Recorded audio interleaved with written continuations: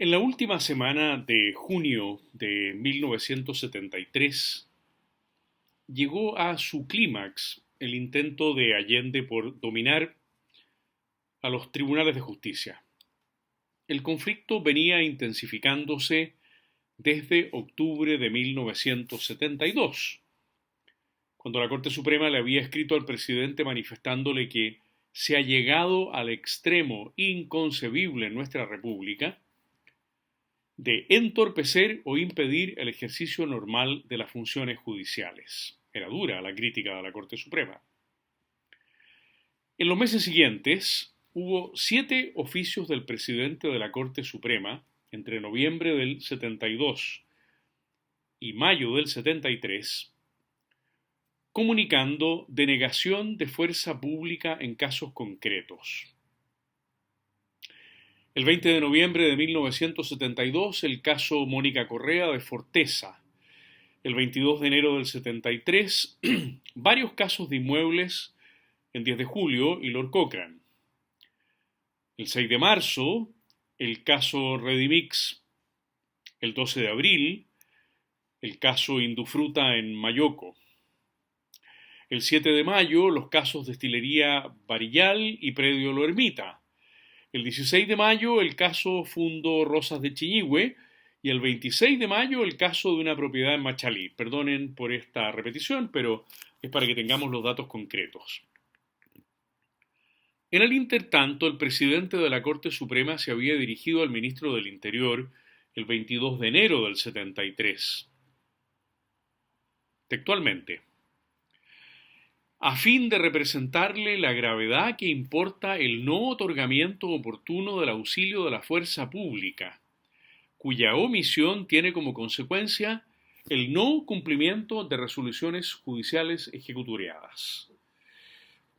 Claro, lo que ignoraba la Corte es que una circular confidencial del general Prats, ministro del Interior, había determinado 3 días antes, el 19 de enero del 73, que en los casos en que el tribunal competente imparta orden directa a Carabineros de Chile de desalojo de determinado establecimiento o industria, el jefe policial correspondiente la comunicará por escrito al intendente o gobernador respectivo, acompañándole copia de la orden. Pero, aquí viene lo grave, si las circunstancias laborales o de otra índole determinan que se trata de un caso conflictivo, el intendente o gobernador comunicará por escrito al ministro del Interior y al jefe de Carabineros que es indispensable suspender la ejecución del desalojo a fin de deslindar responsabilidades de la fuerza pública. Increíble. Sospechando que las denegaciones de fuerza policial eran ya una política concreta del gobierno de Allende, el 26 de mayo la Corte insistió: esta Corte Suprema debe representar a Vuestra Excelencia por enésima vez la actitud ilegal de la autoridad administrativa en la ilícita intromisión en asuntos judiciales. Lo que además significa no ya una crisis del Estado de Derecho, como se le representó a Su Excelencia en oficio anterior, sino una perentoria e inminente quiebra de la juridicidad del país. No podía ser más clara la Corte Suprema. Allende se hizo preparar una respuesta que comunicó a la Corte el 12 de junio. Su contenido es bien conocido, pero deben recordarse 2 afirmaciones de entre tantas. La primera: en virtud de principios universalmente aceptados y de diversas disposiciones constitucionales y legales, las autoridades de gobierno, garantes de la paz y el orden público, no pueden proceder sin ponderar previamente los antecedentes que les permitan, en cada caso, prever las consecuencias de orden personal, familiar o social que la ejecución de la resolución judicial pueda producir en el momento de que se trata. Resulta inadmisible, en consecuencia, decía Allende, sostener que estas autoridades deben prestar el amparo policial en forma del todo indiscriminada, por cuanto ello podría conducir a situaciones que atenten precisamente contra la paz social y el orden público que están llamadas a cautelar. Eso afirmaba el presidente. Más aún, agregaba: que de las protestas de la Corte Suprema se sigue que una manifiesta incomprensión por parte de algunos sectores del Poder Judicial, particularmente de los tribunales superiores del proceso de transformación que vive el país, y que expresa los anhelos de justicia social de grandes masas postergadas. Eso, decía Allende, lleva en la práctica a que tanto la ley como los procedimientos judiciales sean puestos al servicio de los intereses afectados por las transformaciones, con desmedro y daño del régimen institucional y de la pacífica y regular convivencia de las diversas jerarquías y autoridades. Vaya teoría.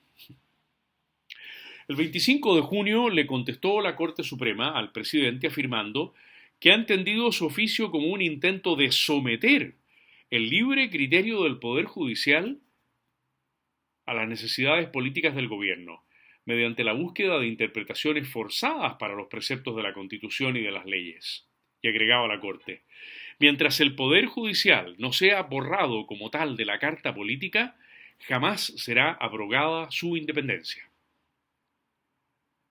Esto ciertamente colocaba a Allende en una grave posición. Le decía la Corte: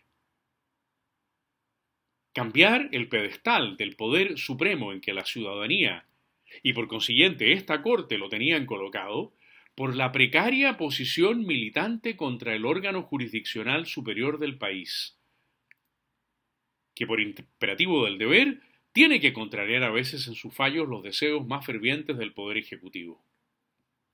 Finalmente la Corte se preguntaba: ¿pretende el oficio de vuestra excelencia que los tribunales de justicia olviden la ley, prescindan de todos los principios y en nombre de una justicia social sin ley, arbitraria, acomodaticia y hasta delictuosa en su caso, amparen incondicionalmente a los tomadores y repudien de la misma manera a los que pretenden la recuperación de los predios tomados? Pero estos piensan que la Constitución y la ley les reconocen el derecho a la recuperación de lo que estiman suyo y actúan con arreglo a tal convicción, aseguraba la Corte.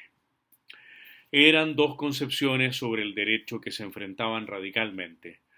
Por eso mismo, al día siguiente, 27 de junio del 73, Aníbal Palma, ministro secretario general de Gobierno, devolvió el oficio sin contestar, por la forma irrespetuosa e inconveniente en que dicha carta, la de la Corte Suprema, fuera redactada, tanto en lo que concierne a la persona y dignidad del jefe de Estado, cuanto a las abusivas alusiones al señor comandante en jefe del ejército. Bueno, así había decidido contestar, sin contestar, el propio Allende. Pero nada cambió. Hubo 4 oficios más del presidente de la Corte Suprema entre julio y agosto de 1973, comunicando denegación de fuerza pública. El 13 de julio en el caso Conserveras a Aconcagua, el 30 de julio en el caso de varios procesos, el 6 de agosto en un caso de desalojo en Talca, el 27 de agosto en el caso del laboratorio Sanderson. No había caso. Allende no estaba dispuesto a cumplir con la Constitución y las leyes.